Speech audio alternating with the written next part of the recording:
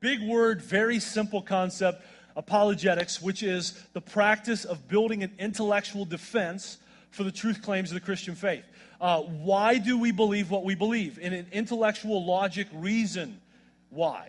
Like you said, like Frank Turek, the guy in the video said, it comes from a verse that we've been challenged to memorize in this series, 1 Peter 3:15. Always be prepared to give an answer to everyone who asks you to give the reason, that's that word, apologia, for the hope that you have, but do this with gentleness and respect. And I've tried to say every week of this series, like Revolution wants to be known for those words right there, gentleness and respect. I hope that people in the community that just don't even want anything to do with God or church right now, just say those kind of words about Revolution, because we want to be a place where people of faith and people that don't have faith can come together. The Revolution is for those with non-faith, new faith, or lifetime faith, whatever it looks like. So wherever you're at, we hope that you feel those words today, that we're all in different places on our journey of faith, but we can come together, just kind of discover things together. So in weeks 1 and 2, just to catch you up, we talked about providing some evidence to the validity of the Bible.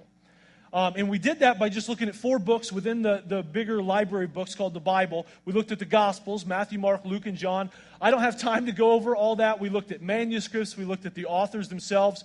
If you missed weeks 1 and 2, you can go back and listen to the podcast that's up. But I found this quote this week that just kind of backs a lot of the stuff we talked about those 2 weeks. It says, if the New Testament were a collection of secular writings, their authenticity would generally be regarded as beyond all doubt.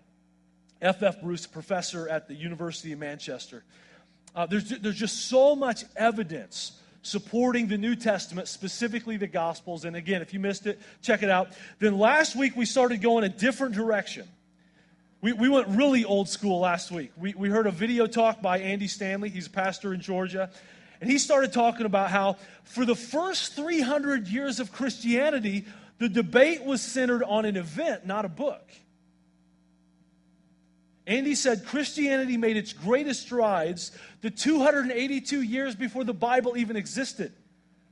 Like 1st, 2nd, and 3rd century Christians believed Jesus loved them, this they know, before the Bible told them so, before there was even a Bible that told them so. The question was not, is the Bible true? The question was, did Jesus rise from the dead? Because if Jesus rose from the dead, if a man came out of the grave, that changes everything, right? That changes everything. So providing evidence for the Bible as a reason to have faith, that's kind of like the new way.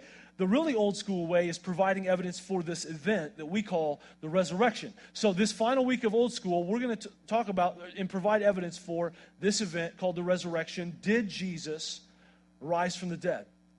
And as we get into some evidence, it's really important. I want to remind you of something we talked about in week 1 that is so important for today. We said in week 1, you can't prove things that happened in the past. You can't prove things that happened in the past. I cannot prove today that the resurrection happened. We can simply look at evidence and decide what is most probable based on the evidence. It's not a matter of proving or disproving. It's a matter of looking at the evidence. And let me just write this up here so it's kind of in front of us. Hopefully you can read it. What is most probable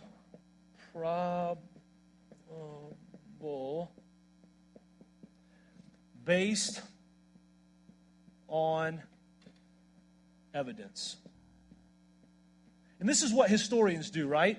I mean, when they write about history, they look at ancient manuscripts and eyewitness accounts, and they make conclusions on what probably happened in history based on evidence from ancient writings and things like that. So whenever we talk about the past, and of course, as Christians, we believe the resurrection happened in the past, we have to ask the question, what is the most probable explanation? For example, a few weeks ago, as students were returning to Purdue University for the 2017 fall semester, this happened at the West Lafayette Chipotle.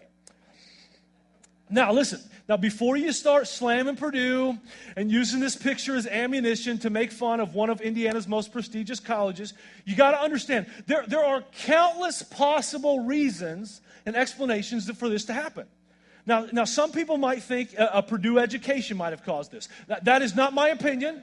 I believe that like Purdue offers an incredible education. I just think their basketball program's a little second rate compared to the school that hails the name of our state, and that rhymes, so it has to be true. So, but some people might think Purdue education. No, I'm probably not. Some people might believe Kia vehicles. This is a Kia Soul. Kia vehicles are just doomed from the start. And it's like the bad Kia vibes just drew in the Mercedes as if the universe was saying this Kia doesn't belong in, with this German engineered piece of machinery. I don't know. Maybe there's some video footage from a traffic cam or something that shows this car had to swerve to miss an animal or maybe another car and just lost control, and that's why they went over this wall and landed on top of the Kia. Maybe there's some footage to show this car swerved or lost control for no apparent reason, which maybe has alerted the officers on scene that maybe there was some texting involved or sleeping involved to cause this weird event. But again, you can't prove exactly what happened to cause this. But I'm sure there's a lot of evidence that the officer on scene looked at to decide what was the most probable thing that happened to cause this Mercedes to land on top of the Kia Soul. Again, it's a matter of looking at evidence, what is most probable based on the evidence. And let me be clear about this as well. Like the disciples, like the early followers of Jesus, they believed they had proof.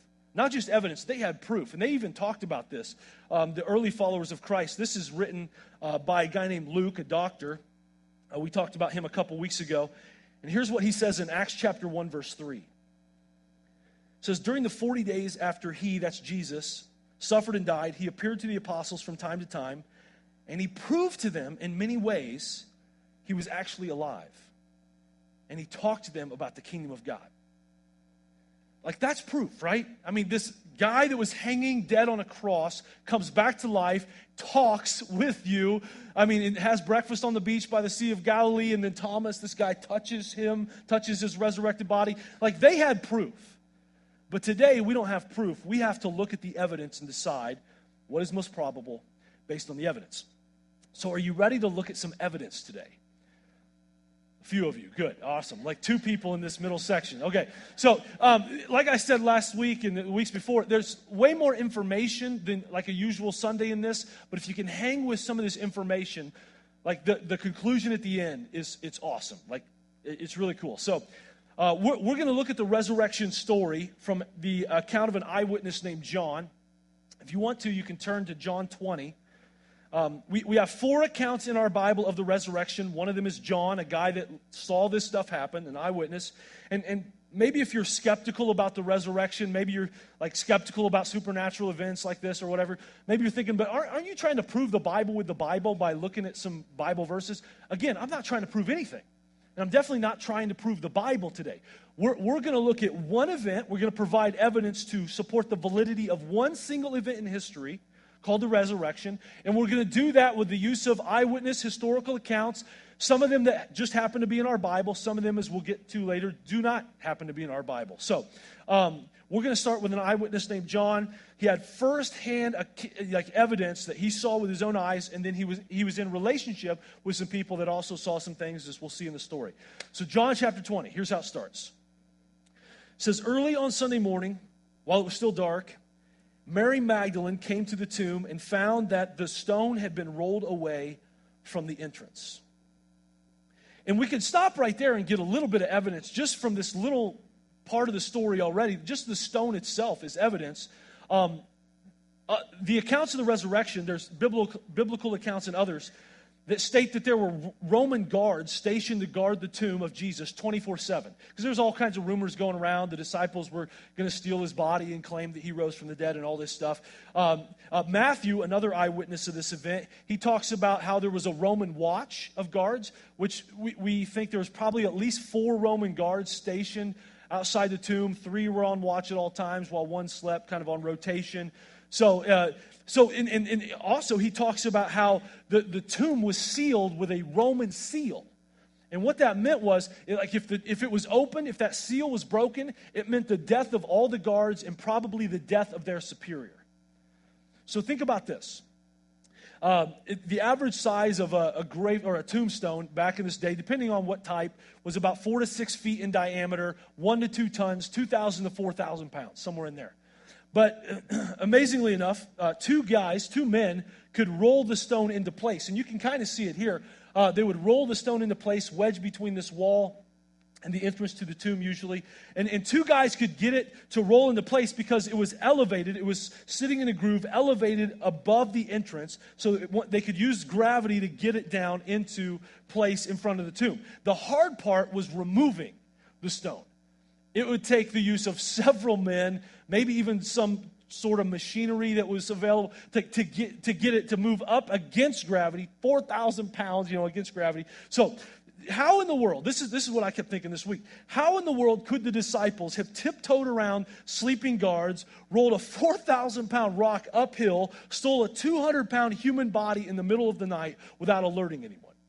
It's totally ridiculous. And then the probability that these dirt-poor, blue-collar disciples with no Roman citizenship could talk Roman guards into letting them steal the body, that's even crazier. I mean, these guards would have given up their life for a lie. It just doesn't make any sense. So the stone is definitely evidence to support the resurrection. And again, several biblical accounts and non-biblical accounts record the stone being rolled away.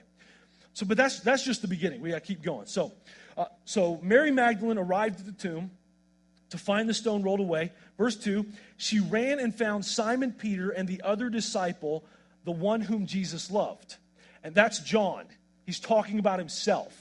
That's what's going on there. So that's how he describes himself in the story. I'm the favorite. So that's part of the proof and the reason we know John wrote this. Because, he was struggling with pride a little bit probably. So anyway, so she ran, found Simon Peter, the other disciple with whom Jesus loved. She said, "They have taken the Lord's body out of the tomb, and we don't know where they have put him." And that's evidence number 2.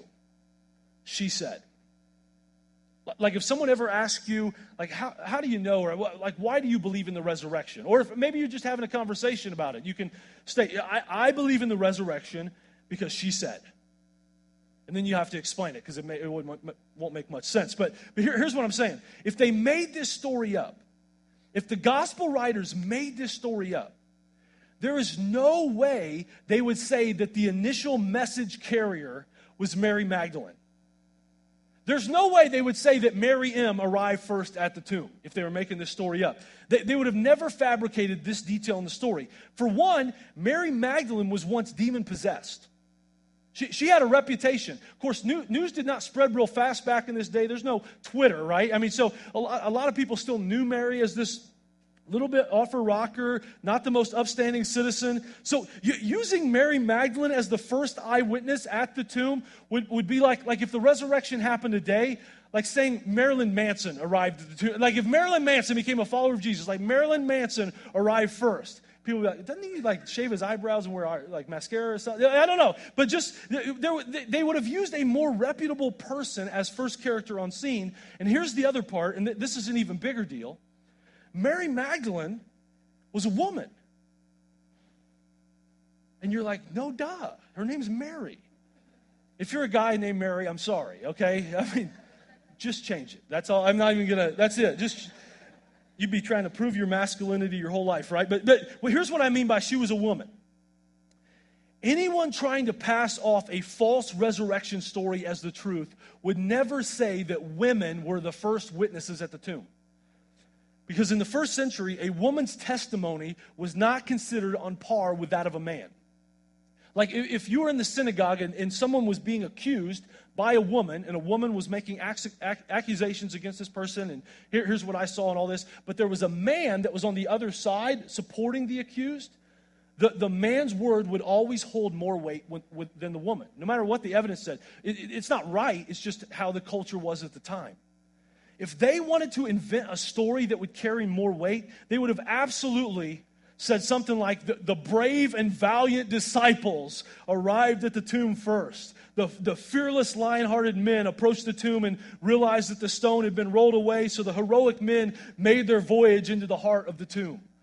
But that's not at all what the story says. In all 4 gospel accounts, It says women were the first witnesses while these cowardly men were hiding in a room behind a locked door, afraid that they were going to be killed along with Jesus.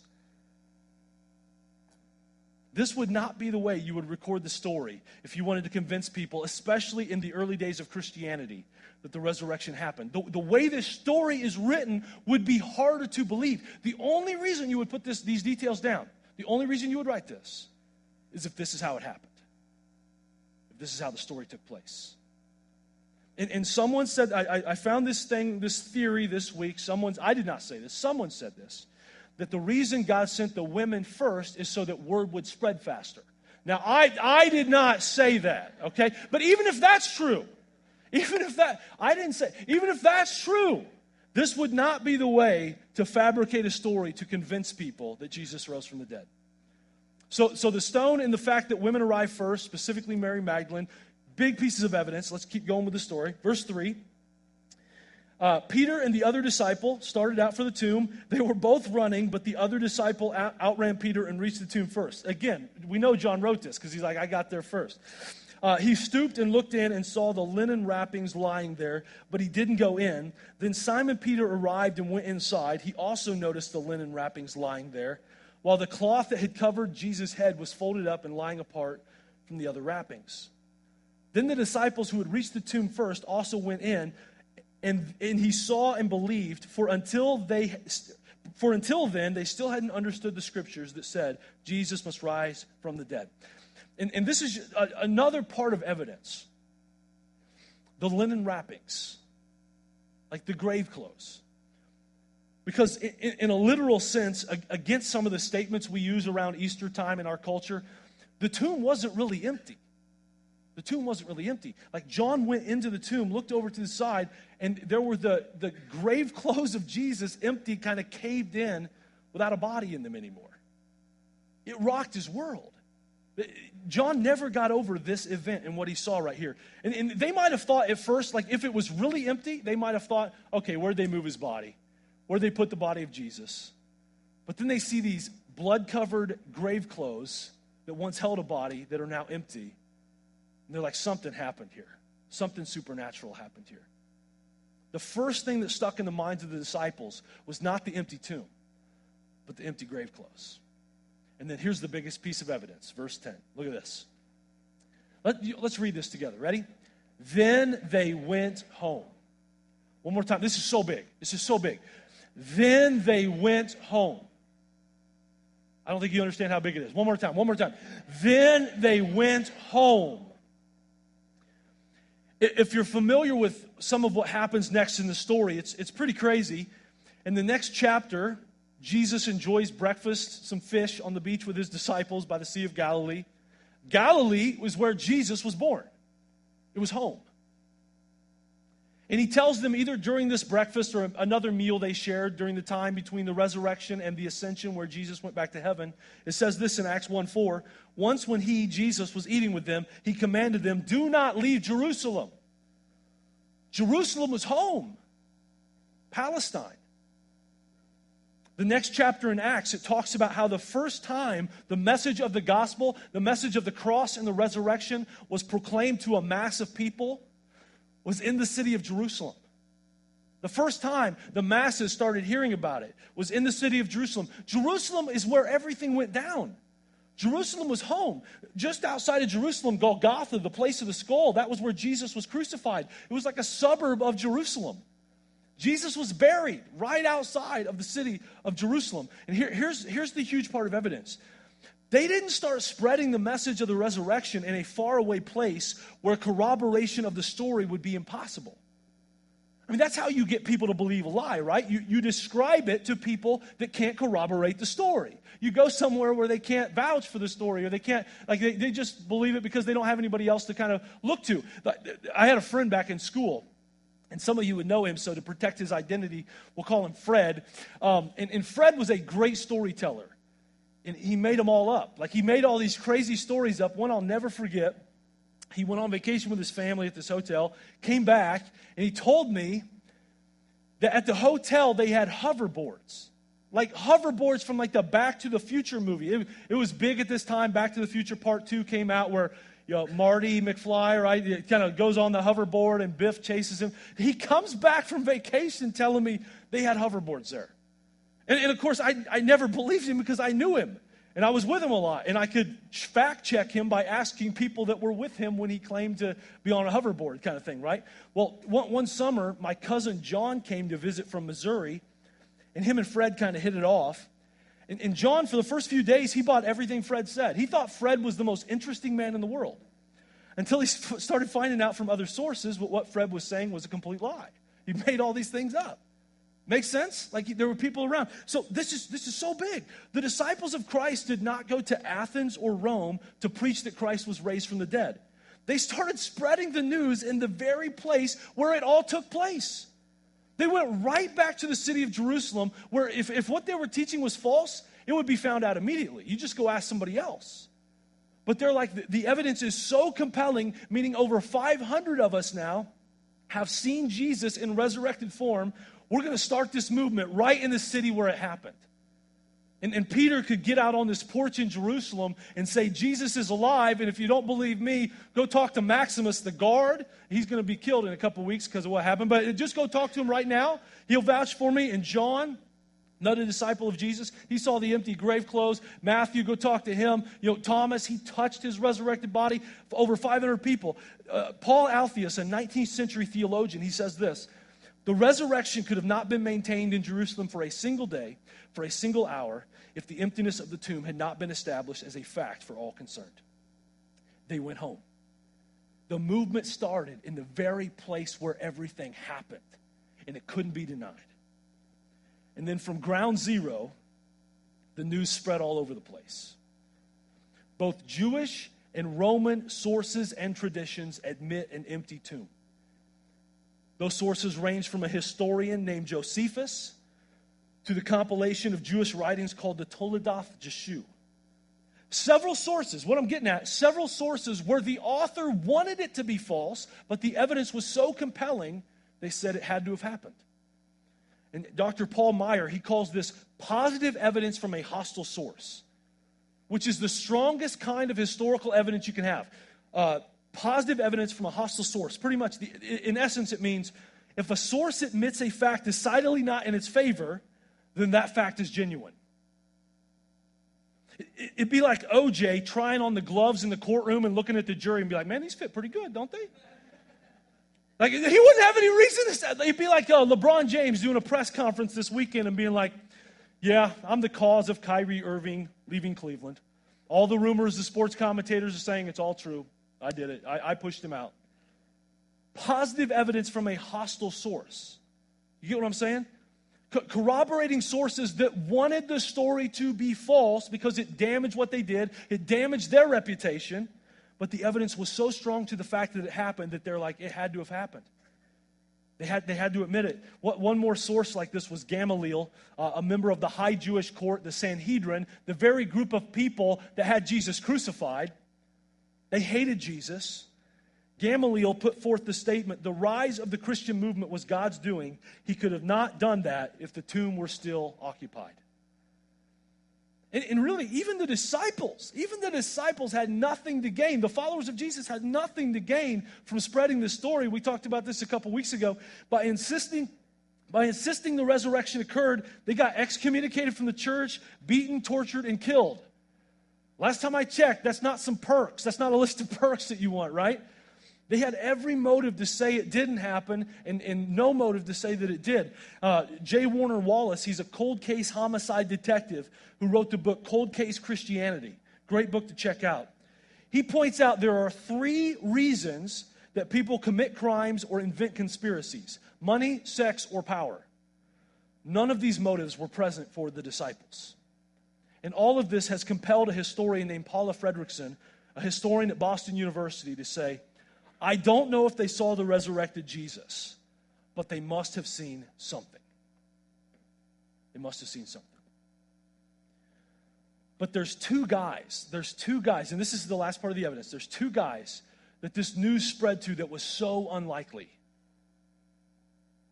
There's 2 corroborating sources that were so unlikely. That, like, if you don't think it's most probable yet, and this is like the cherry on top, man. This is the icing on the cake. This is the guacamole on the burrito, the sour cream in your chili. I'll stop there because it's almost lunchtime. Let me just stop. This is huge. Two men that were extreme, ultra-radical skeptics turned from their skepticism to believe in Jesus. One of them is James, his brother. James, before the resurrection, did not believe his brother was the Son of God. I mean, a lot of us have siblings, right? I mean, what would it take to believe your sibling was divine, sent from God to save the world? It would take something like them rising from the dead, right? I mean, like floating in the air, I don't know, something supernatural. James makes a total turnaround, becomes a radical follower of Jesus, and he says it's because the resurrected Jesus appeared to me.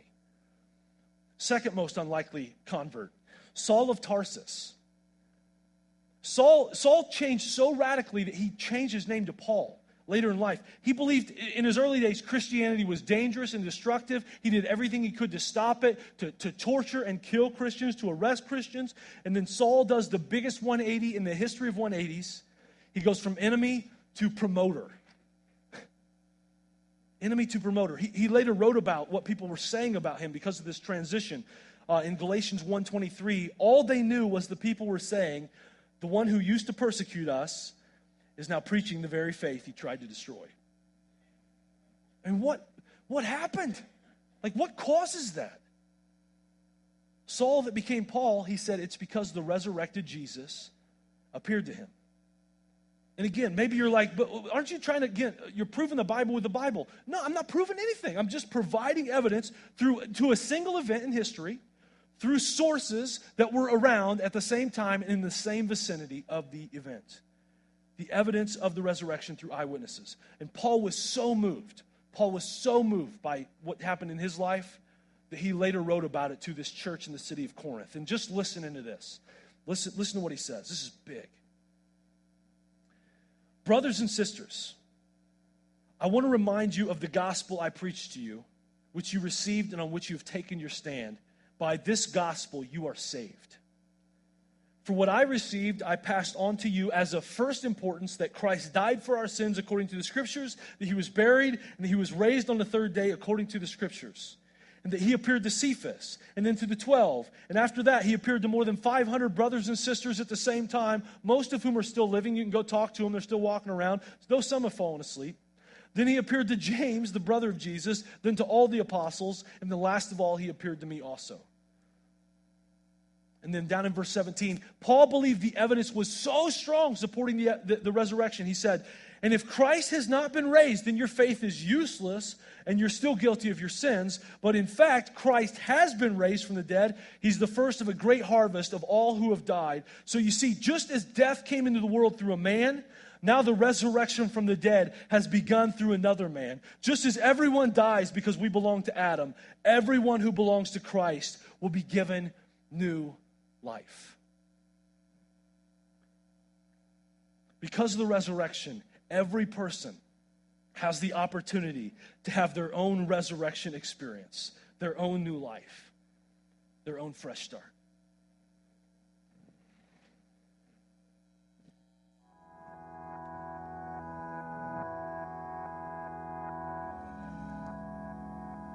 The gospel is the good news.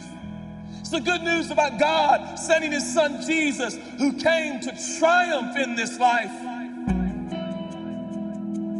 who came to live a sinless life, a perfect life, a selfless life. Then he would give his life as a sacrifice on the cross. But he did not just die. He rose again on the third day. Resurrection is what makes the news good. Emmanuel,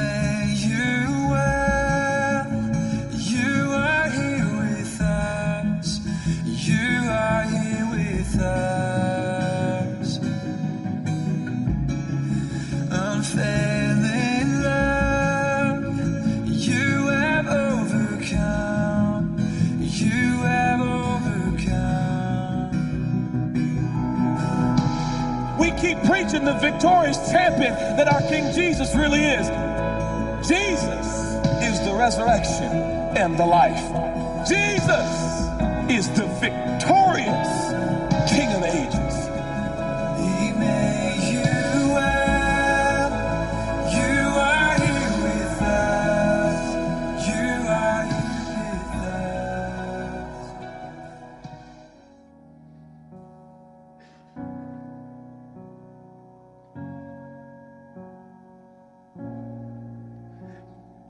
us. I believe it happened more than ever in my life. I think the evidence is really strong.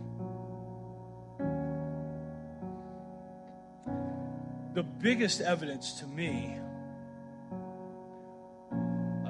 Easter, the resurrection is a pretty big deal in our family. My wife, Shauna, wasn't my wife at the time.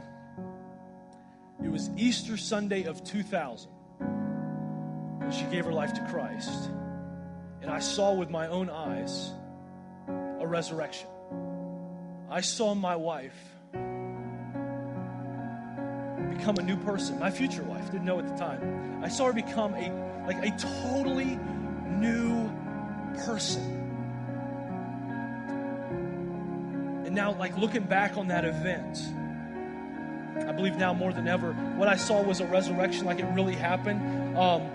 What happened in my life at age 13 in Indianapolis, Indiana, at this big youth conference where I fully surrendered my life to Christ, it really happened.